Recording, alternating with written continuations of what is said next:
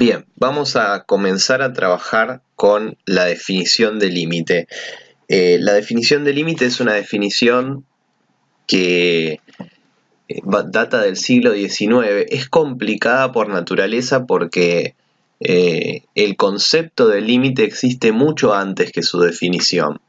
Vamos a verlo a partir de un ejemplo, ¿sí? Vamos a tomar una función que no demasiado complicada, ¿sí? Para la cual ya habíamos utilizado una función similar eh, cuando hablamos del concepto de límite, ¿sí? Por ejemplo, esta función, que es una lineal, pero que en x igual 2, por ejemplo, no está definida de la misma manera. Nosotros nos podemos dar la idea de un gráfico de esta función. Voy a tratar de hacerlo lo más prolijo y grande posible, ¿sí? Sabemos que esto es una función lineal que si uno la reemplazara en 2 valdría 4, ¿sí? Es decir, que acá podríamos colocar un agujerito. Coloco un agujerito porque en realidad en 2 la función está definida como 1, ¿sí? Es una recta. Bueno, vamos a tratar de hacerla un poco más derecho. Es una recta que pasa por ahí. Sin embargo, no vamos a ser del todo precisos en el gráfico, más bien tratar de buscar la idea, ¿sí? Entonces, por ejemplo, nosotros decimos que el límite, como ya habíamos visto, para x tendiendo a 2 de esta función en particular es 4. ¿Y qué quiere decir eso? Bueno, aquí por acá está el 4, ¿sí? Este es el valor del límite. Entonces, ¿qué quiere decir? Que el límite para x tendiendo a 2 de la función es 4. Muy bien. La idea que tratamos de descubrir aquí cuando hablamos de límite es que nosotros podemos hacer que las imágenes de la función, ¿sí? A medida que nosotros nos aproximamos al valor x igual 2, estén tan cerca de 4 como uno quiera, ¿sí? Entonces supongamos que nosotros queremos que la cercanía al 4 sea, por ejemplo, como máximo de una distancia de 1. Si nosotros queremos que la distancia al 4 de las imágenes de la función sea como máximo de una longitud de 1, nosotros tendríamos que hacer que la función caiga en esa franja que estoy determinando aquí. Entonces lo que tendríamos que ver es para qué valores, ¿sí? Para qué valores esa función, para qué valores de x esa función está comprendida entre estos dos valores, que en este caso serían 4 menos 1, 4 menos 1 y 4 más 1, es decir, entre 3 y 5 en este caso. Las imágenes tendrían que estar entre 3 y 5. Y si nosotros vemos, ¿sí? A partir de aquí es fácil determinar, ¿sí?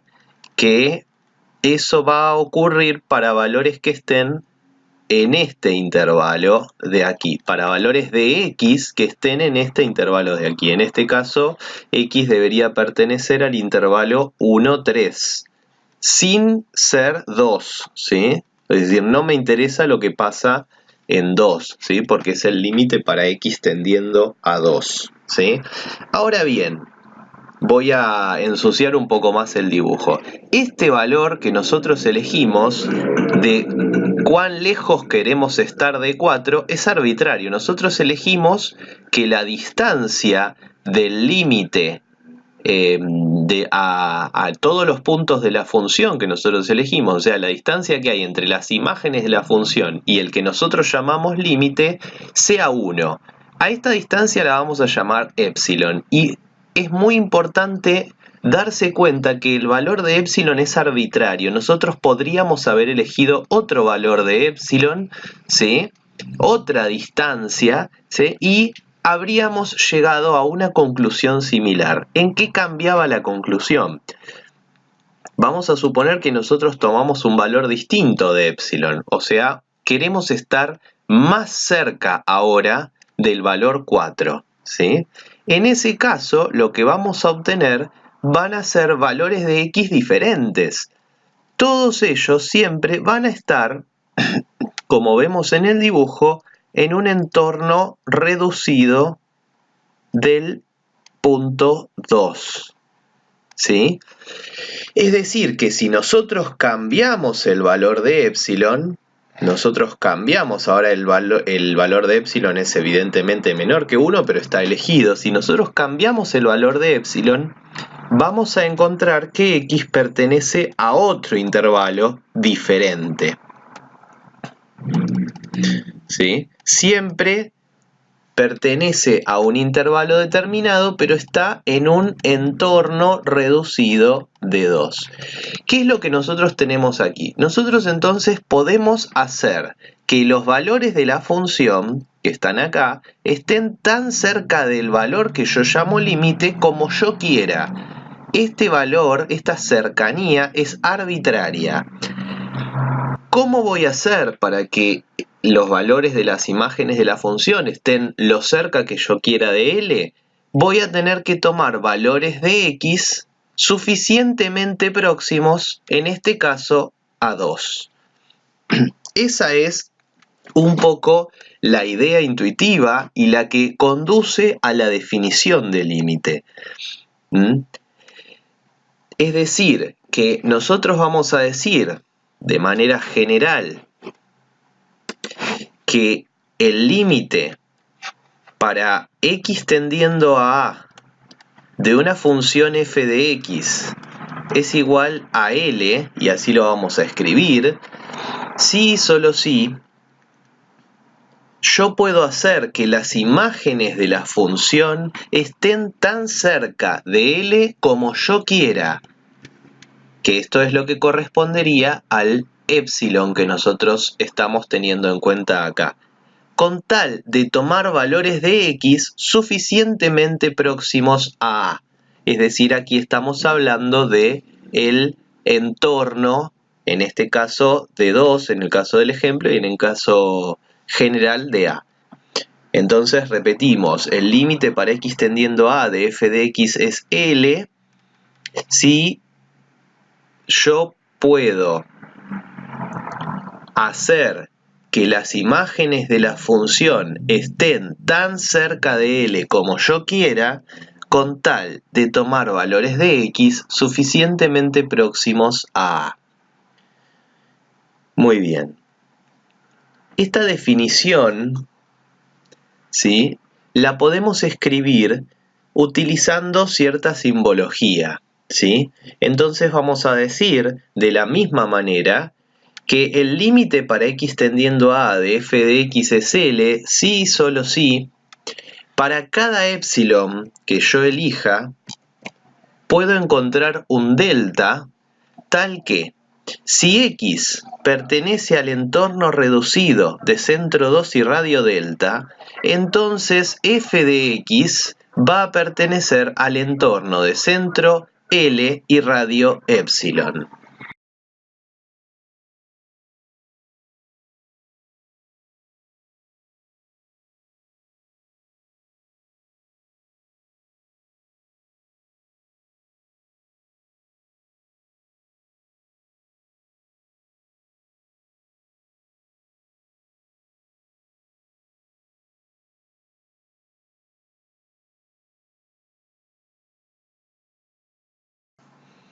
Bueno, vamos a tratar de ilustrar un poco lo que quiere decir la definición de límite mediante un gráfico. Aquí en el GeoGebra lo que hice fue representar la función 2 a la x menos 1, f de x igual 2 a la x menos 1, y lo que vamos a verificar es que justamente el límite para x tendiendo a 2 de esta función es 3, ¿sí?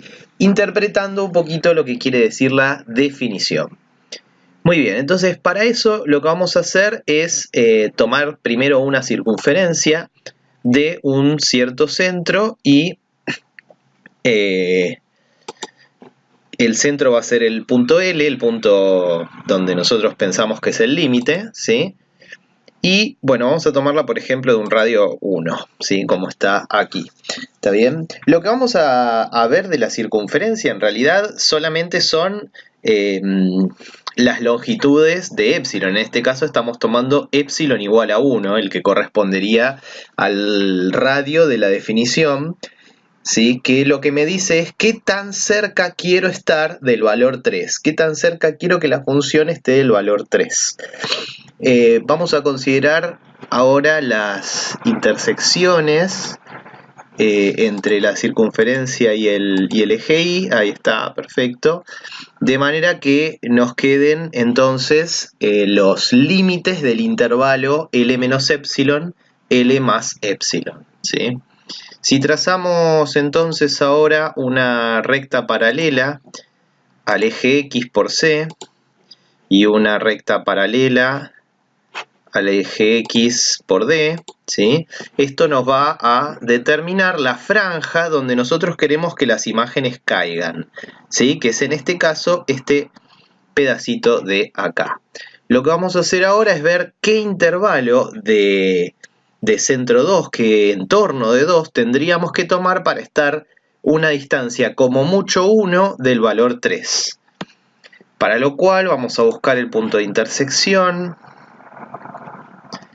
entre la función y estas dos rectas que acabamos de determinar, que serían como las franjas en donde la función que debe quedar comprendida. Ahora vamos a ver qué intervalo nos queda, ¿sí? Con respecto al número 2 sobre el eje X, para lo cual vamos a trazar dos rectas paralelas, pero ahora al eje Y, por este punto de intersección y por este punto de intersección. Y ahí vemos, haciendo el acercamiento, que nos queda en un entorno de 2, ¿sí?